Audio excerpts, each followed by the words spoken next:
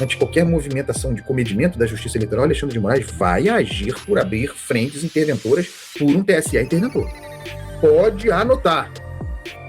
Não é previsão, é certeza. Alexandre de Moraes vai meter a mão no TSE. O Flávio, a meu ver, age bem. O Flávio, a meu ver, tem essas duas razões que são estratégicas. Olha o cabaré que virou isso aqui, gente. Se nós não fizermos maioria no Senado, de pessoas dispostas a colocar o Brasil de volta nos eixos, nos trilhos, nós não vamos conseguir resgatar esse país mais.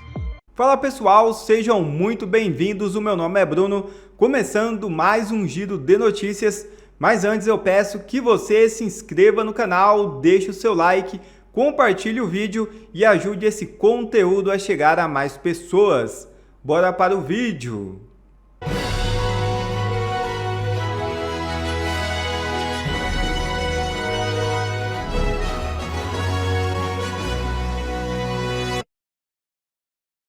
Medo de Mendonça faz o governo Lula promover apagão inédito. É isso mesmo. O governo federal simplesmente tirou do ar todos os registros que considera passíveis de serem interpretados como propaganda durante o período eleitoral. Um verdadeiro apagão realizado no dia 4 de julho. A medida inédita instruída pela Secretaria de Comunicação da Presidência da República e pela Advocacia Geral da União responde ao nome, André Mendonça. O ministro não determinou a exclusão dos conteúdos, entre eles cerca de 150 mil produções da agência e da TV Brasil. Mas o chefe da SECOM, Sidônio Palmeira, não quis dar sopa para o azar. Mendonça comanda as eleições deste ano ao lado de Cássio Nunes Marques, presidente do Tribunal Superior Eleitoral.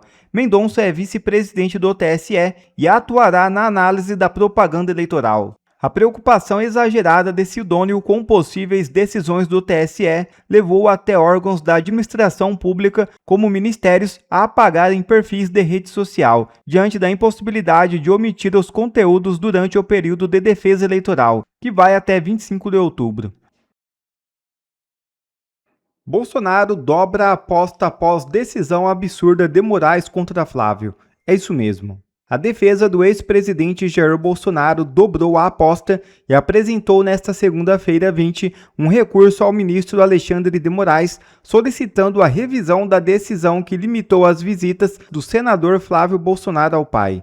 Os advogados sustentam que a medida imposta é excessiva e não encontra justificativa diante das circunstâncias do caso. A situação é muito preocupante quando até jornalistas da esquerda que não gostam do Bolsonaro começam a afirmar isso. Aí realmente o alerta vermelho está tocando no volume máximo.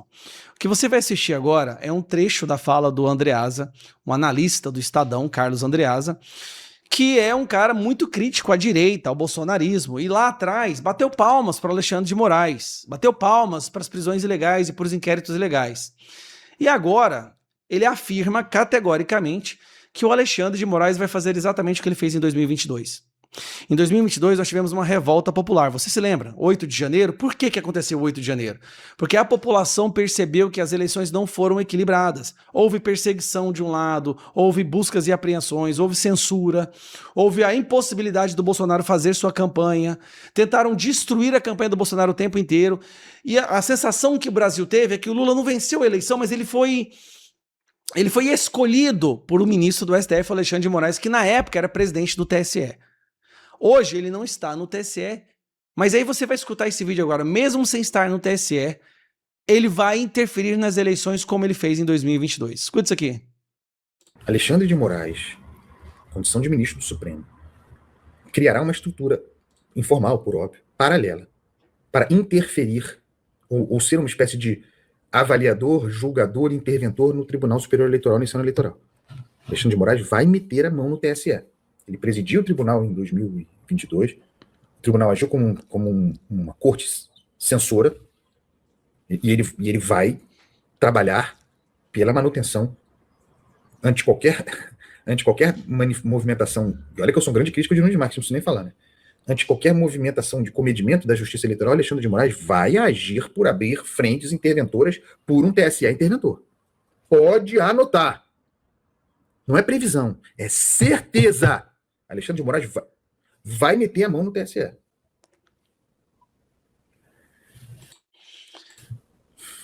que ele está falando aqui? Traduzindo. Alexandre de Moraes vai trabalhar para impedir Flávio de ser eleito e da gente ter maioria no Senado. Quais são as evidências que nós temos até agora? Alexandre de Moraes marcou para o dia 28 agora o depoimento do Flávio Bolsonaro em relação à injúria e calúnia do Lula. Ele está chegando ao ponto onde ele pode transformar Flávio Bolsonaro em inelegível por ter criticado o Lula nas redes sociais. Olha que loucura a gente está vivendo. Eu acredito que o Alexandre de Moraes ainda vai mandar fazer mais buscas e apreensões nas próximas semanas, talvez nos próximos 2 meses, para tentar denegrir, destruir, ridicularizar a imagem dos principais candidatos ao Senado. Nada para esse cidadão. Ao impedir o Bolsonaro de falar através de cartas, de se comunicar com seus eleitores e com a base da direita no Brasil nesse período dos próximos 90 dias, ele está interferindo. Olha que loucura, gente. Alexandre de Moraes não está agindo porque ele ama a esquerda. É uma questão de sobrevivência. Flávio Bolsonaro eleito e maioria no Senado da direita, acaba esse cabaré. Esses ministros vão pagar pelos seus crimes. Nós vamos ver aí impeachment, CPI da toga, investigações em cima do Banco Master, investigações verdadeiras, em cima do Banco Master, Vorcaro. Isso vai acabar com não só ele, mas talvez alguns outros ali, né? Dias Toffoli, Gilmar Mendes, Flávio Dino. Então eles vão fazer de tudo para impedir. E quem é, mais uma vez, o testa de ferro, a ponta da lança? O excelentíssimo ministro Alexandre de Moraes, que quer colocar o Flávio para depor, abriu um inquérito contra Flávio, né? Agora querem colocar o Alessandro Vieira inelegível porque ele indiciou o Alexandre de Moraes, Gilmar Mendes e Dias Toffoli, enquanto ele era o relator da CPI do crime organizado, e colocou esses 3 ministros como sendo os verdadeiros protetores do crime organizado no seu relatório. Não são palavras minhas, é no relatório do cara que participou da investigação, da comissão de investigação parlamentar da CPI do crime organizado. Agora, como ele não está no TSE, o Alexandre de Moraes vai simplesmente anular o TSE, que é onde as decisões eleitorais são feitas, e vai tentar tornar inelegível, prender ou destruir os principais nomes da direita no Brasil. E o Senado vai aceitar caladinho, porque a maioria ali, com exceção de uma minoria corajosa, mas a maioria é covarde, bunda mole. Até quando, gente? Até quando isso vai ficar assim? Para chegar ao ponto de um jornalista que odeia o Bolsonaro, que não gosta da direita, ter que falar isso aqui, ó. Qualquer movimentação de comedimento da Justiça Eleitoral, Alexandre de Moraes vai agir por abrir frentes interventoras por um TSE interventor. Pode anotar. Não é previsão, é certeza. Que Deus nos ajude nesse próximo período aí. Que Deus nos ajude nesse período eleitoral dos próximos 90 dias. Só porque, cara, é muita oração. O Brasil precisa, não é de eleição não, o Brasil precisa de um exorcismo, cara. De um exorcismo, é isso que a gente precisa. Flávio Bolsonaro dispensou a escolta da Polícia Federal durante a sua campanha para a presidência, que se inicia agora.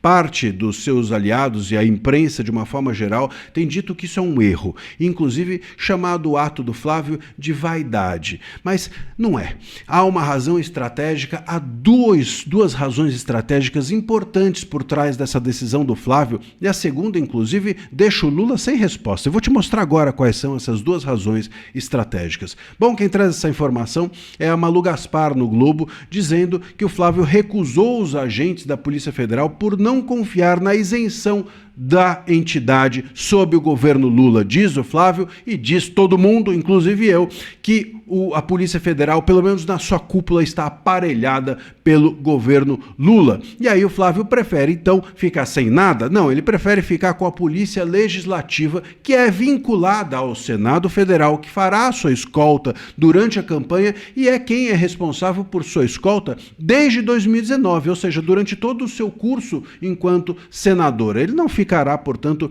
desamparado. Mas em relação especificamente à Polícia Federal, creio que ele tenha 2 razões estratégicas relevantes e que não devem fazer com que isso seja tido ou visto como um erro, muito menos como vaidade. O primeiro ponto é o seguinte: o Flávio diz, a Polícia Federal, na sua cúpula, está aparelhada, é verdade. Na sua base, ela pode até ser isenta, mas essa base tem mais o que fazer do que ficar escoltando o candidato. Tem que investigar o caso do INSS, tem que investigar o Master, tem que investigar o Lulinha. A Polícia Federal, isso mostra o Flávio, ela tem 458 agentes e 95 milhões de orçamento. Mesmo assim, informou-nos na semana passada que não consegue investigar adequadamente, por exemplo, o caso Master ou até mesmo o caso do INSS por faltar gente ou faltar recurso. Bom, se falta gente e falta recurso, não tem mesmo que escoltar candidato. Tem que ir atrás dos recursos ou atrás dos bandidos e não atrás de candidato. Essa é a primeira questão. Me parece estrategicamente que o Flávio faz um discurso muito importante, afia e mira na coisa certa ao fazer esse discurso de a Polícia Federal tem mais o que fazer na sua base e na sua cúpula está aparelhada pelo Lula. E a segunda razão é ainda mais importante e mais real. É possível que a mando de alguém da cúpula da Polícia Federal faça-se o seguinte: durante a campanha do Flávio, peguem ali, gravem alguma coisa, vazem para este, vazem para aquele, vazem para o Lula, sabe-se lá o que vai fazer, o que pode fazer, podem fazer esses agentes que estarão com ele. Portanto, meus caros, a gente tem que lembrar, a base pode até ser bolsonarista, a base da Polícia Federal, pode até mesmo ser isenta, pode não estar aparelhada, mas está ali a mando de alguém que está aparelhado, de uma cúpula que está aparelhada e a serviço do governo Lula, que será candidato à reeleição. Portanto, todo cuidado é mesmo pouco. É necessário que se pense na possibilidade de que a mando de alguém esses agentes pudessem gravar algo e vazar por aí. Isso, sem dúvida, seria desastroso, ruim e inadequado. O Flávio, a meu ver, age bem. O Flávio, a meu ver, tem essas duas razões que são estratégicas. A Polícia Legislativa, que já cuida dele há tantos anos, me parece ser suficiente para que cuide também dele durante a campanha presidencial. Não acho que é erro, não acho que é vaidade e acho que são duas razões importantes, estratégicas e adequadas as que ele escolheu para ficar com a Polícia Legislativa. Deixa aqui o seu comentário, eu vou pedir que você diga aí, você acha que ele agiu bem, agiu mal, foi estratégico ou foi um erro? O tarefeiro despachante garoto de recados do Alexandre de Moraes ataca novamente, dessa vez para proteger não só Alexandre de Moraes, mas toda a sua quadrilha. É dele mesmo que eu tô falando. Paulo Gonet, o procurador-geral da República. Não tô falando do Lindbergh Faria não, tá? Tô falando do Paulo Gonet. Gente, em abril desse ano aconteceu um dos fatos políticos mais absurdos da história do nosso país. Só que a gente tá vivendo num cabaré tão grotesco que a gente até esqueceu disso, mas eu vou te lembrar. Em abril desse ano, concluiu-se, terminou as investigações da CPI do crime organizado no Senado. O relator dessa CPI é o senador Alessandro Vieira. Aí você se lembra, o relatório do relator, do Alessandro Vieira, indiciava 3 ministros do STF. Gilmar Mendes, Alexandre de Moraes e Dias Toffoli. E por que ele indiciava esses 3 ministros? De acordo com o próprio Alessandro Vieira, porque esses 3 ministros atuaram diretamente para bloquear as investigações do Banco Master, que estava sendo investigado pela CPI. Os pedidos de quebra de sigilo foram suspensos. O Dias Toffoli fez tudo para impedir as investigações, lembrando que ele era o relator no início. Alexandre de Moraes recebendo dinheiro do Vorcaro, Dias Toffoli, sócio da Verity, que recebia dinheiro do Vorcaro, Gilmar Mendes suspendendo quebra de sigilo. Então, o senador Vieira simplesmente decidiu indiciar os 3 ministros do STF, porque, de acordo com o Alessandro Vieira, um senador que estava à frente dessas investigações, esses ministros estavam bloqueando as investigações, ou seja, estavam trabalhando para defender e blindar o crime organizado. Isso foi um show, foi um espetáculo. Não sei se você se lembra, mas foi aí que o Gilmar Mendes começou a sair dando entrevistas, xingando todo mundo, enfiando os pés pelas mãos, e deu umas 20 entrevistas no período de um mês. O que acontece? O Gilmar Mendes pediu para que fosse feita uma investigação contra o Alessandro Vieira. Olha que loucura! Ao invés de se investigar os indiciados do relatório da CPI, o Gilmar Mendes decidiu investigar o investigador, o relator. Um senador da República protegido por imunidade parlamentar. Dito isso, o que o Paulo Gonet decidiu fazer? Adivinha? PGR dá seguimento à ação de Gilmar, que pode tornar Alessandro Vieira inelegível. O STF quer tornar inelegível o senador que fez uma investigação e percebeu que ministros do STF estavam blindando membros do crime organizado. estavam trabalhando junto com Luio, recebendo dinheiro, protegendo, blindando, fazendo advocacia administrativa para defender membros do crime organizado. Procurador-Geral Paulo Gonet diz enxergar abuso de poder no indiciamento de magistrado pela CPI do crime organizado e envia caso à Procuradoria Eleitoral em Sergipe para providências, ou seja, ele está enviando o caso para a Procuradoria-Geral Eleitoral, Procuradoria Eleitoral, para tornar inelegível o senador que pediu uma investigação de ministros do STF. Vieira pediu arquivamento do processo, afirmando que está protegido por imunidade parlamentar. Preste atenção nisso. Agora quer dizer que um relator de uma CPI não pode mandar investigar ou indiciar pessoas, porque senão ele pode ficar inelegível. Esse é o cabaré que virou o Brasil agora.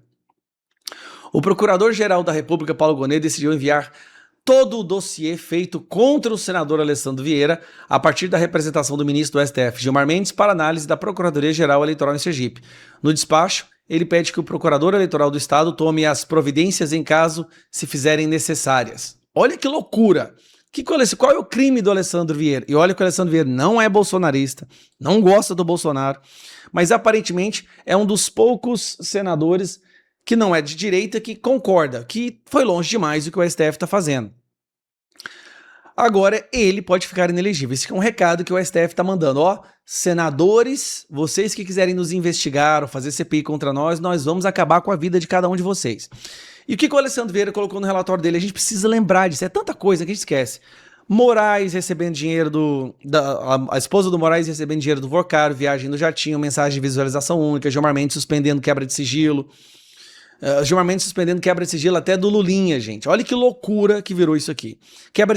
A quebra de sigilo da Marit, que é a empresa que o Dias Toffoli é sócio oculto. O Gilmar Mendes suspendeu. O Dias Toffoli, que enquanto relator das investigações, trabalhou ativamente para bloquear tudo. E aí o Alessandro Vieira decidiu, sabiamente, na minha opinião, indiciar os ministros do STF. Resultado, agora ele pode ficar inelegível e pode até ser preso. Isso me lembra o caso do Tagliaferro, né? Que apresentou provas mostrando que havia um conluio para censurar e derrubar apoiadores do Bolsonaro em 2022, para impedir que Bolsonaro fizesse campanha. E ao invés dessas provas criarem uma investigação sobre o Alexandre de Moraes e o grupo que ele criou, ao Ministério da Verdade, não. O Tagliaferro, que foi indiciado, teve que ir para a Itália, senão ele ficar no Brasil, ele vai ser preso. Olha o cabaré que virou isso aqui, gente. Se nós não fizermos maioria no Senado, de pessoas dispostas a colocar o Brasil de volta nos eixos, nos trilhos, nós não vamos conseguir resgatar esse país mais. Pelo amor de Deus, eu peço, ajude os candidatos ao Senado no seu estado que estão dispostos ou que têm a proposta de trabalhar para resgatar a democracia e acabar com a ditadura do judiciário. Isso, na minha opinião, é tão importante quanto ou mais do que eleger o presidente da República hoje. Obrigado a você que assistiu esse vídeo até aqui. Deixe o seu comentário e não se esqueça de se inscrever no canal e deixar o seu like. Até a próxima!